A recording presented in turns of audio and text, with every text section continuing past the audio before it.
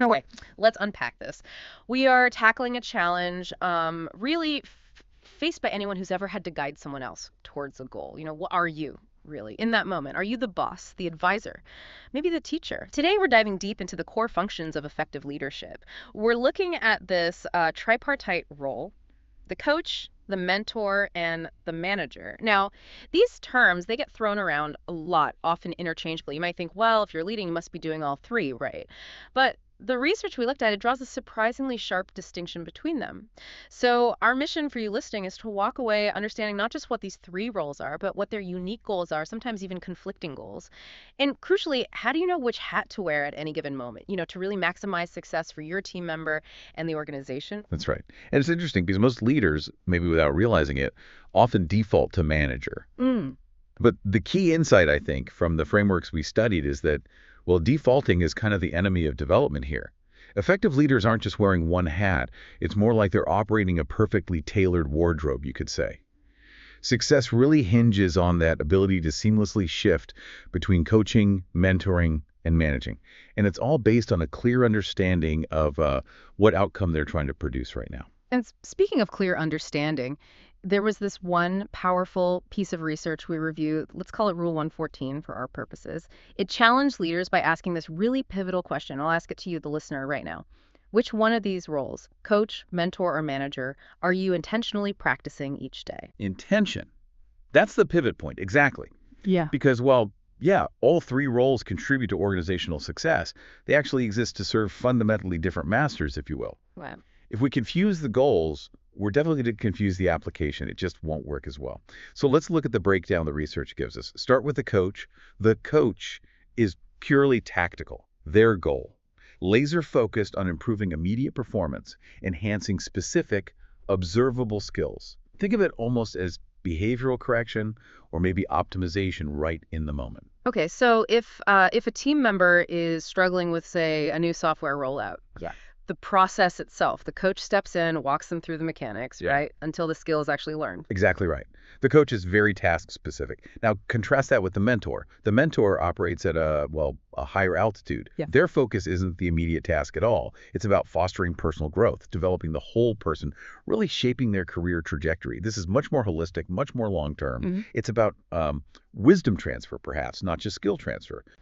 That distinction feels critical. So if I ask someone about their 5-year plan or where they see themselves going, that's mentoring. But if I ask them how they can debug this specific piece of code faster right now, I'm coaching. Okay, got it. But where does the manager fit into all this then? The manager. The manager sort of cuts through the personal development aspects, at least in that moment, and focuses purely on the organizational directive.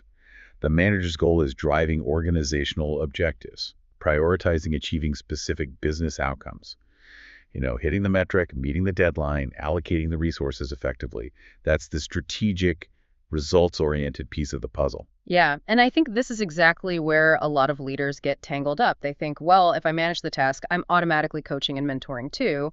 But our sources really stress that their underlying goals are truly unique, distinct. You might manage someone to hit a metric that's the outcome, but if you don't also coach their skills related to it, maybe they burn out trying to achieve it the next time around, or they just can't repeat it. You've absolutely hit the nail on the head there.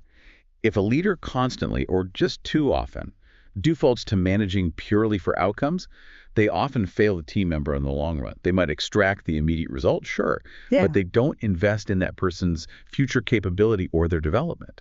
And that's precisely why you need to be able to identify, okay, does this situation demand skill enhancement? That's the coach. Or does it need personal development support? That's the mentor. Or is it really about hitting that quarterly metric right now? That's the manager. Right. Which brings us to the real complexity of actually applying this. It's not enough to just know the definitions, is it? You need the versatility, that ability to tailor your approach. So how does a leader know when to shift gears? What's the actual behavioral distinction between, say, coaching a task versus managing that same task? Yeah, this is what the next framework we looked at, let's call it Rule 115, attempts to synthesize. It defines these core functions based on the desired output. What are you trying to create? Coaching yields skills. Mentoring yields growth. And managing yields results. Skills growth results. A simple test maybe comes down to ownership and scope. When you are Managing, you're typically asserting the what and the when. Like, this report absolutely must be finished by 5 p.m. today, and these are the required parameters. The scope there is the immediate, often non-negotiable business necessity. Okay, and the distinction then for coaching, how does that feel different? Well, when you're coaching, you're focusing much more on the how, maybe even the why behind the process. It sounds more like, okay, let's walk through how you structured that data analysis. I see an opportunity here. Maybe if you used a pivot table, that could reduce your time by half next time you do this. Yeah. You're intervening specifically to improve their capability for the future. Got it. So let's take an example. If a team member misses a deadline, the manager might step in immediately to ensure the task gets done now, maybe reassign parts of it, and definitely address the impact on the client or the project. But the coach, they'd step back afterwards and ask, what skill gap actually caused this delay? What could we work on so this doesn't happen again? And the mentor might ask something different entirely, like, does this person actually have the career bandwidth for this right now? Or are they feeling overwhelmed generally? Is there a bigger picture issue? Exactly. That's a perfect illustration. Successful leadership, therefore, requires mastering that adaptability, that ability to shift, sometimes instantly, between those three types of required intervention. A leader constantly needs to be asking themselves, okay, what does this person need right now to succeed, not just today, but in the long run? Because if you only ever deliver results by pushing, eventually you won't have the capable, engaged people needed to deliver future results. It's unsustainable. Okay, so this next point, this insight from the research, I think it fundamentally changes the conversation around leadership development. It really stood out to me. When we talk about this multifaceted versatility, the ability to fluently shift between coach, mentor, and manager, is this just an innate talent? Are some people just, born great mentors and others are just naturally brilliant managers? What did the sources say? The research we reviewed is crystal clear on this point. Unequivocal, actually. This versatility is explicitly not an innate gift. It pretty much dismisses the whole idea of the natural leader in this specific context. Wow. Okay.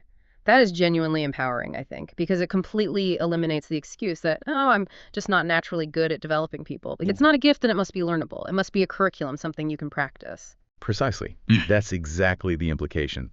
It defines effective leadership versatility as a learned behavior. And this is crucial because it implies that any leader, really, regardless of their starting point or their natural inclinations, has both the mandate and, importantly, the capacity to acquire these capabilities. Yeah. It just takes conscious effort. So, okay, how do we actually get there? How do we get from being maybe a default mode manager or a default coach to a leader who can fluently switch hats as needed? The sources, they specified 3 actionable pillars needed to develop this adaptability: practice, feedback, and self-awareness. Let's break that down a bit because just listing them doesn't really help anyone, does it? What does practice look like here? Right. Good question. So when we talk about practice in this context, it means intentionally setting up scenarios where you consciously force yourself out of your comfort zone.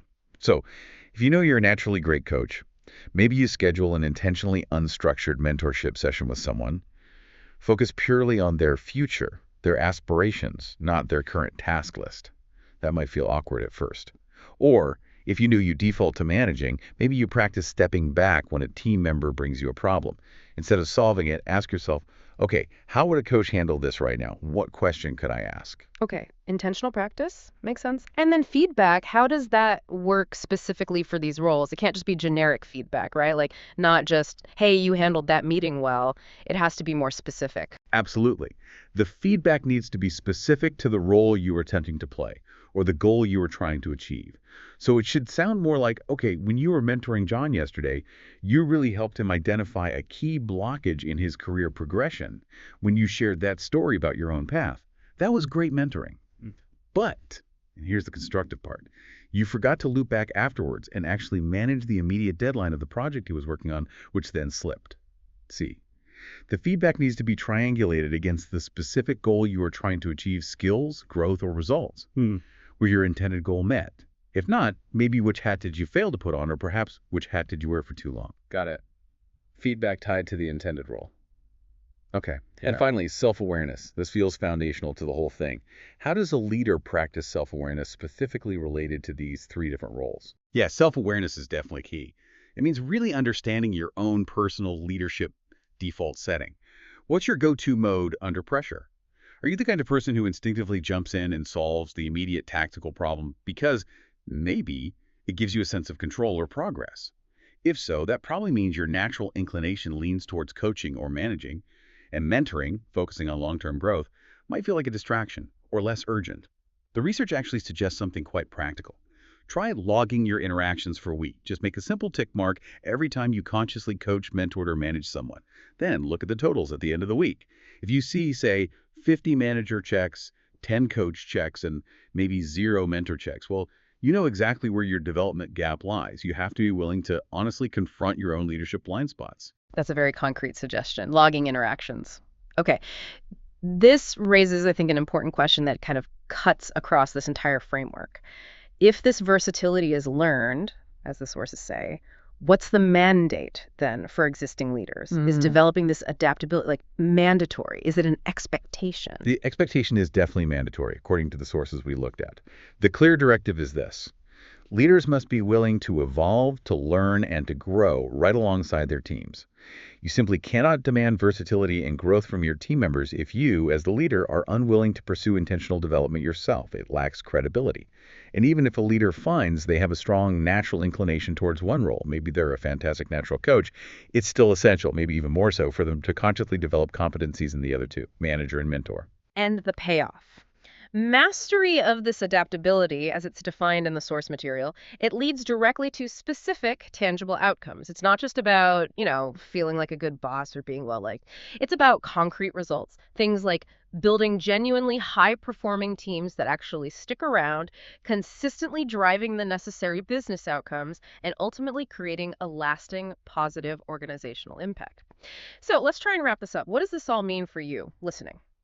We've looked closely at the 3 distinct goals of leadership actions: enhancing skills, that's the coach; fostering personal growth, that's the mentor; and achieving business outcomes, that's the manager. And we've established pretty definitively, based on the research, that the ability to seamlessly switch between these roles is not some innate talent reserved for a chosen few. It is absolutely a learned skill, something developed through intentional practice, getting specific feedback, and rigorous self-awareness. Exactly. And maybe to leave you with a final thought to chew on, consider the ultimate directive that comes out of this research. Since this leadership versatility is a learned behavior, the responsibility, the onus to acquire it rests entirely with you, the individual leader. So the provocative thought for you to mull over is this.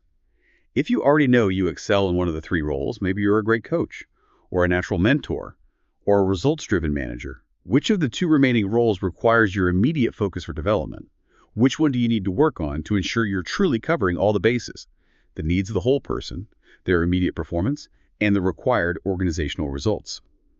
That's probably where you should put your next intentional development effort, maybe starting today.